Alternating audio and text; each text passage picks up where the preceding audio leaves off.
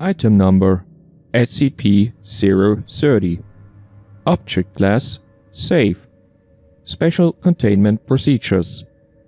SCP-030 is to be held at Site-17 within a modified humanoid containment cell. Minor adaptations to accommodate its stature, such as an appropriate scaled workspace and chair, are to be included. Lighting within the cell may be altered upon request of SCP-030 to a maximum of 2000 lumens via simple dimmer switch.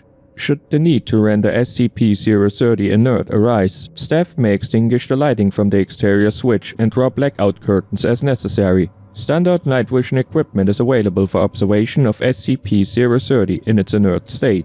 SCP-030 may request materials for personal research every 90 days. All previously requested materials are to be collected and destroyed prior to delivery of new materials. All materials are to be evaluated and screened by both research and security staff. SCP-030 is to be denied access to any modern scientific journals or texts, and fiction is to be restricted to works produced no later than 1623 to preserve the integrity of its innate knowledge. Staff wishing to consult with SCP-030 in writing are to place a formal request. Document number 030RS/B with the supervising researcher on duty. All correspondence is to be retained. Staff wishing to consult with SCP-030 in person are to submit a formal request to site management. Document 030RP/A 17030/A at least 30 days prior to their preferred consultation date. All consultations are to be recorded and retained. Senior research staff may request SCP-030 be temporarily removed from its containment for a maximum of 1 hour to provide observational insight into non-restricted materials or events within Site-17. Under no circumstances is SCP-030 to leave the confines of Site-17. Requests must be presented in person to site management and security staff at least 30 days prior to their preferred observational release date. All observational release events are to be recorded and retained. SCP-030 has been equipped with a tracking device, Inventory Control Code number 030-17-1, so its location within Site-17 may be determined precisely at any time. Description: SCP-030 appears as a hairless, genderless, gray-toned human 71 cm 28 inches in height and weighing 12.7 kilograms, 2 British stone in antiquated measure. Its solid blue eyes lack discernible irises or pupils and resemble small-cut sapphires. SCP-030 possesses an androgynous voice with a pronounced English accent not currently identifiable as specific to any modern region. It is able to converse, read, and write in Ancient Greek, Latin, Italian, English, Spanish, and Portuguese, as well as 2 additional languages that have not yet been identified despite SCP-030's insistence that they should be common knowledge. SCP-030 has also demonstrated knowledge of physics, chemistry, astronomy, mathematics, and horticulture roughly equivalent to that of a 17th century academic. In addition, SCP-030 has demonstrated knowledge on these topics along research lines that do not appear in the historical record.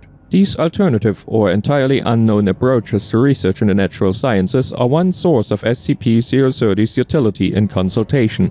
SCP-030 remains active while a 15-lumen source of light or greater is within 1.5 meters, 5 feet. In the absence of light, SCP-030 will become inert, apparently losing consciousness and showing no outward signs of life. Within 5 to 10 seconds of being re-exposed to light, SCP-030 becomes active once more, appearing to come out of a light slumber no matter how long the period of inactivity has been. SCP-030 does not appear to require these periods of inactivity as a human would require sleep, and has expressed a desire to remain active as often as possible. Biopsy analysis of SCP-030 remains inconclusive. While clays native to the English counties of Kent, Surrey, and Greater London make up the majority of its structure, traces of mandrake, Mandragora officinarium, lye, mercury, and human blood have been found in each sample taken. SCP-030 has expressed that a full exploratory surgery to determine its workings would potentially end its existence. Samples removed from SCP-030 do not regenerate, and sampling is currently discontinued to preserve its integrity. Although SCP-030 can be damaged, it does not appear to feel pain and will simply remold any portion of its anatomy that experiences deformation. Notably, SCP-030 cannot be molded directly by human hands, though any number of tools may be used to alter its surface. SCP-030 does not respirate, requires no sustenance, and produces no waste, although it does infrequently regress the best. SCP-030 refers to itself as Ariel and regularly requests that staff do the same. Questions regarding how SCP-030 was created and by whom are routinely answered with the seemingly rote statement, "I have been asked to forget that bit of information. Terribly sorry." SCP-030 delivers this response in the same tone and cadence each time any question regarding its origin or creator are presented. Given its composition and location of origin, a link to the alchemist of Algada is suspected. SCP-030 was discovered 12 June during a mandatory archaeological survey within London's Mortlake district pending constructions of a car park.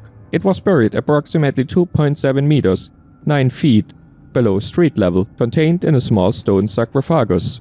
The sarcophagus bore no markings and was assumed to be that of a deceased infant as additional graves were discovered in the survey area. The sarcophagus lid was shattered during the excavation, exposing SCP-030 to daylight.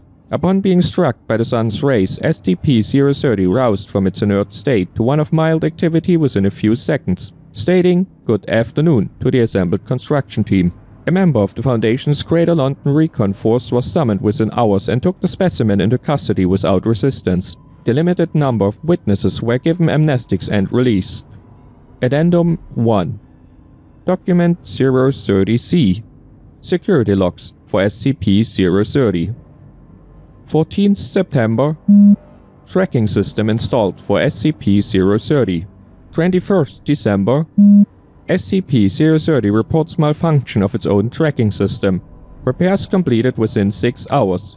SCP-030 offers to assist but is refused for security purposes. 13th March. SCP-030 completes 18-week seminar on Unknown Language Alpha, Sapphire. 5 staff researchers considered fluent. Lexicography transmitted to O5. 2nd July. While in consultation, researcher inadvertently makes several remarks regarding photovoltaic technology. Consultation ended before the researcher can subsequently elaborate. 12th August. SCP-030 requests a supply of magnesium and indicates it intends to ignite samples to study the light produced. Request denied by researchers. 14th November. Incident 031. Using only what appears to be standard potting soil, ginger, Syngiber officinale, a 72-gram sample of rutilated quartz, and the 23 cm length of coiled copper wire, SCP-030 produces an object or device capable of emitting notable levels of directed ultraviolet light through unknown means. Device is confiscated. Effects not currently replicable without direct intervention from SCP-030. Researchers currently in consultation to determine if this line of SCP-030's research will be permitted to continue. It is speculated SCP-030 may be working towards an alternative and possibly anomalous manifestation of the photoelectric effect after receiving only minimal information regarding its existence. All research by SCP-030 suspended and materials removed pending review.